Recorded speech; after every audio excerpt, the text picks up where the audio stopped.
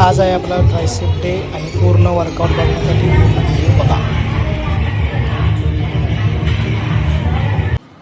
Hello guys, welcome back to my new blog. कसे आहात तुम्ही? आयोग सगळे चांगले असाल. जय शिवराय, जय महाकाल बोलून करू आजची व्हिडिओ. आणि आज आपला ट्रायसेप डे पण आहे. काल व्हिडिओ नाही टाकला कारण की काल थोडासा उशीर झाला, सो लेट उठलो आणि परत जिमला गेलोच नाही. सो आज जर्नी कंटिन्यू.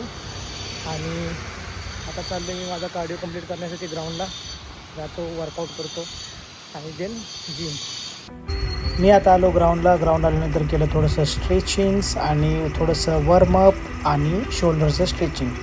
सो त्यानंतर थोडंसं लेगचं स्ट्रेचिंग केलं आणि थोडंसं नॉर्मल वॉर्मअप केला.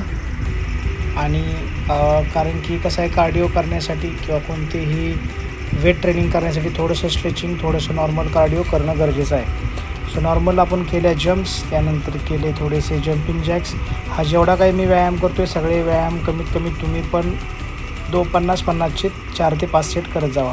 नंतर नी अँड एल्बो टचचा व्यायाम केला, नॉर्मल ट्विस्टर जम्प्स केले आणि फॅट बर्निंगची मी एक्सरसाइज पूर्ण केली आपली.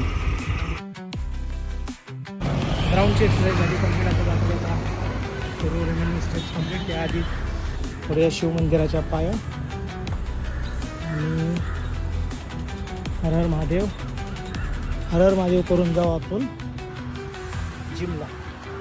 आणि बाकीचा वर्कआउट स्टेप्स करू कंप्लीट.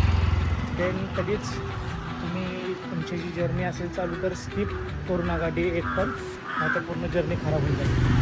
सो अनुभव कालचा आला त्यामुळे तुम्हाला सांगतो. जिमला आलो आणि जिमला आल्यानंतर केले थोडेसे डिप्स केल्यानंतर थोडेसे मारले जोर. हे सगळं वॉर्मअप केलं आपण. आणि त्यानंतर आपण केले डायरेक्ट स्कल आणि ट्रायसेपच्या व्यायामला केला सुरू. सो स्कल क्रशरचे मारले 3 सेट रेंज चेंज करत. त्यानंतर आपण बार पुशडाऊनचे केले 3 सेट, हे पण रेंज आणि वेट चेंज करत केले. त्यानंतर रोप पुशडाऊनचे पण केले 3 सेट, वेट वाढवत. आणि त्यानंतर आपण नॉर्मल ओव्हरहेड एक्सटेन्शनचे पण केले 3 सेट. अशा रीतीने आपला वर्कआउट केला कंप्लीट. ट्रायसेप वर्कआउट झालं कंप्लीट.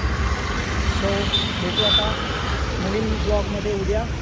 तोपर्यंत जय शिवराय, जय Mahakal. Thank you so much and love you guys.